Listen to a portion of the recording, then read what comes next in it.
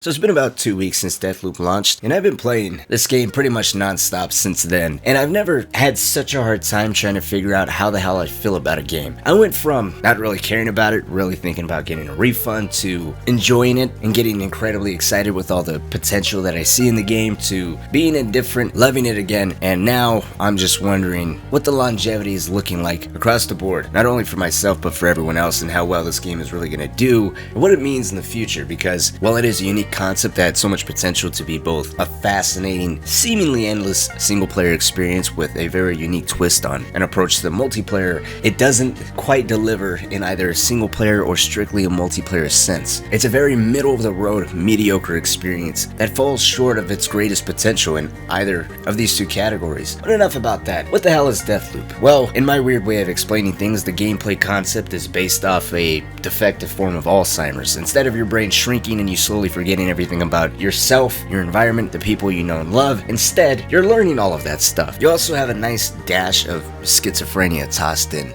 So I'm really the only one saying these?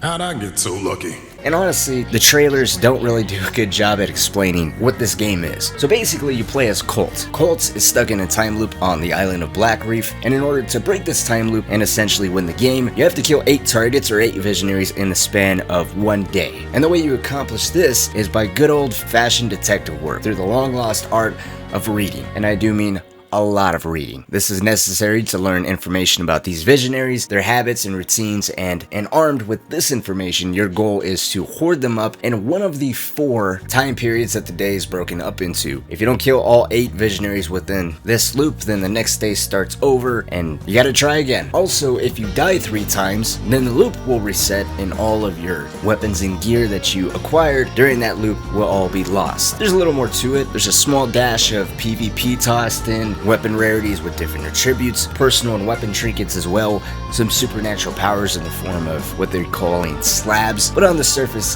that's the basic gist. So as you're going through the time loop and you're learning about your visionaries, your ultimate target, you're also learning about the 4 districts and how they vary depending on the time of day that you're in that district. As you get closer to nighttime, enemies are supposed to become much more rowdy, much more aggressive, there's supposed to be more of them, but to be honest with you, the AI in this game is so laughably bad, it does not matter.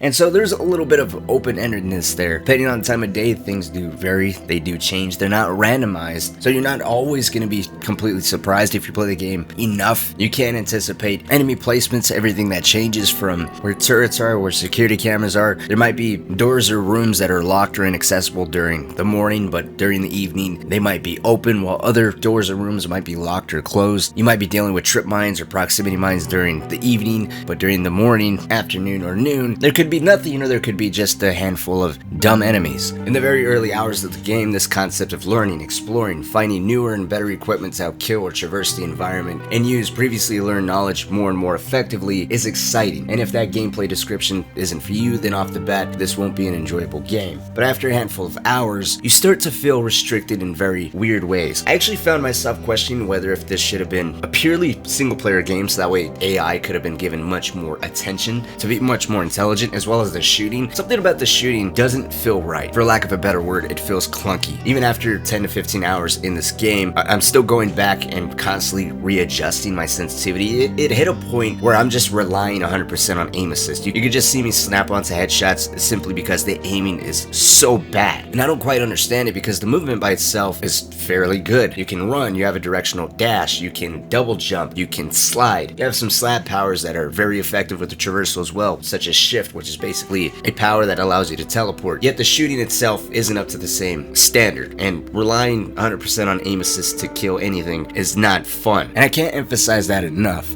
It's not like it's unbearable per se, but it's definitely not as enjoyable as it should be in a first-person shooter, or at least a game that's being marketed as such. You're also limited in a very weird way. Because this game has a small dash of multiplayer PvP, which I'm assuming is the reason for this, then you can't switch out your weapons or your slap powers once you enter a district. All of that has to be done in a pre-game lobby. I think this was Arkane Studios' way of blending the two, both that multiplayer experience but also rewarding those that gather the notes properly and are familiar with that district at that specific time of day and have done their homework, playing enough times and knowing exactly what to anticipate, and in their mind gives extra satisfaction to those that are properly equipped when going forward into that district. But I don't think it translated into the gameplay as well as they most likely hoped it would. As I mentioned, you can't switch any of your weapons or slap powers once you're in the district. You're allowed 3 weapons. You can swap them out for anything you find in the environment or any weapons dropped by the enemies. And interesting fact, if any of those weapons that you dropped are infused with Residium, then they will be permanently binded to Colt. They will return back into your arsenal. However, that doesn't seem to be the case with your slap powers. I don't know if that was an oversight or a bug or if that's really meant to work like that, but 3 weapons and you're only allowed to have 2 slap powers. Now if you have shift, then that's pretty much a must. That is undoubtedly gonna always take up one of your 2 slots because it's universally perfect for every situation. Whether if we're talking about evasion, hitting higher vantage points to survey an area in front of you, or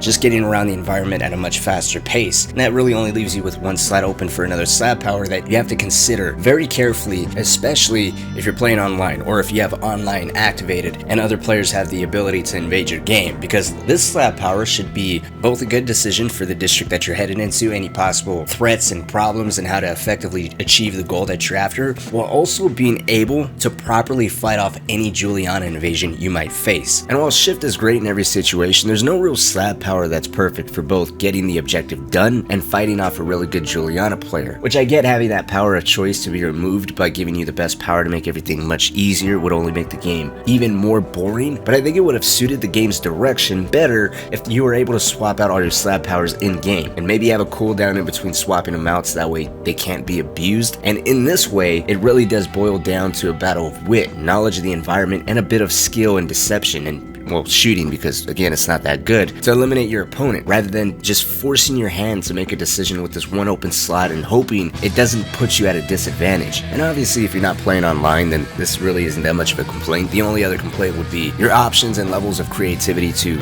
deal with any given situations are severely hindered by this 1 specific slap power. But speaking of Juliana, let's talk about the multiplayer or lack thereof. Oh, you're not even trying. Oh, lady, I have no idea. Oh, shit, that's not good. You just hurry up already.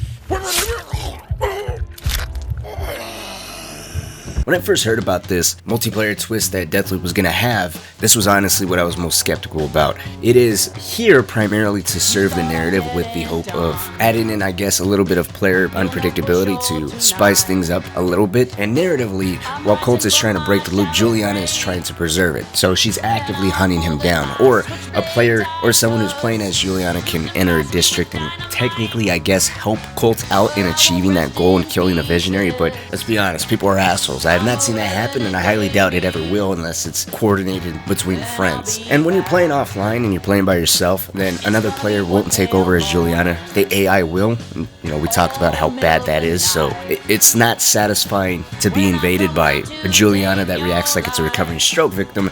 So even with that Juliana spice, the single player does fall a little short. But when being invaded or invading someone else's game, I gotta say, this is the most fun I have had playing Deathloop. Now before I go into the negatives, I want to talk about the positives, because when it works incredibly well. So with Colt, in order to find your loadout, get better weapons, get your slap powers, all that stuff is acquired by killing visionaries. That's how you get your slap powers, that's how you get some unique weapons. All the other weapons can be found in the environment. With Juliana, however, you get all that stuff by increasing your hunter rank. Your hunter rank is in turn increased by achieving challenges in game, from surviving in a district for a certain amount of time, for killing cults certain ways, or a number of times, and doing all these different things can drastically increase your hunter rank, which in turn will give you better trinkets, better slab powers, better weapons, and when Colts and Juliana are properly loaded out, it really does become an amazing battle of wit, because Colt has 3 lives and he's being hunted by Juliana, who only has 1. And I've had some amazing interactions where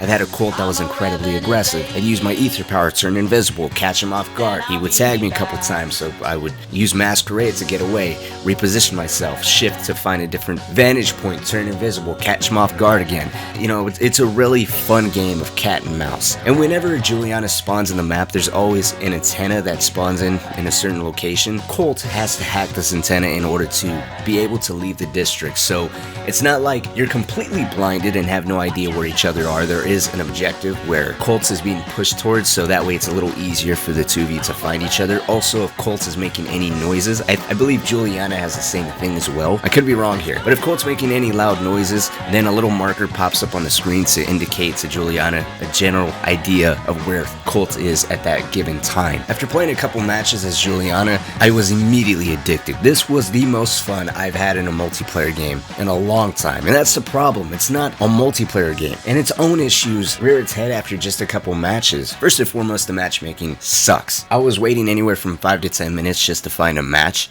And then after all that waiting, there was a good handful of times where I would spawn in just to be lagging. So not only am I wasting a good amount of time just waiting for a match, but I'm also hoping that when that match is finally found, I can at least move. And as you can imagine, after playing 1 or 2 matches, that was really good, only to have to wait this long and then have to leave after a match is found because you can't move is aggravating, to say the least. I also think having this all or nothing approach limits this multiplayer experience as well, because as I mentioned earlier, if Colt dies 3 times, his loop is reset. When you're playing as Juliana, you have to kill Colt all 3 times, and while in a strictly multiplayer sense it can be frustrating as hell to play as Juliana, kill Colt twice, and then on that final life he gets lucky with a headshot and you're instantly killed and kicked from the game, that definitely fucking sucks. But in a single player sense, when you're trying to do all this stuff, why the hell would you play online and just irritate yourself by giving another player an opportunity to just screw up all the progress you've made up until this point? Fuck that, just play offline. And it's not like once you're invaded or anything you can quit the game, because this game has no auto-saving features, so you're pretty much just forced to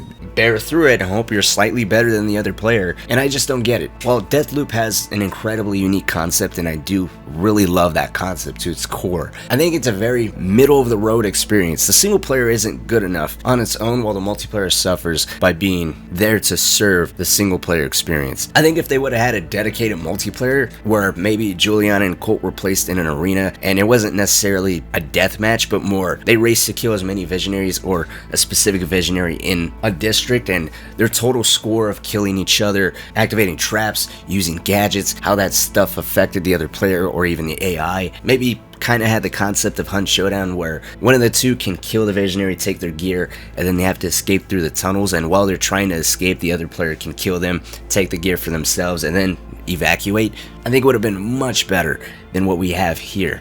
And even in that sense, I think that would have forgiven the horrible AI, but all this game has going for it is a unique concept that just falls short on both the multiplayer and single player fronts. $40, maybe it would have been worth it, but for $60, I think it doesn't hit that level of quality that other games are hitting these days. I personally wouldn't recommend it. But anyways, let me know what you think. If you guys have played the game, thoughts and opinions. Like always, if you haven't joined the Discord, link to that is down below so you can yell at me directly or follow me over on, I don't know where else I'd be.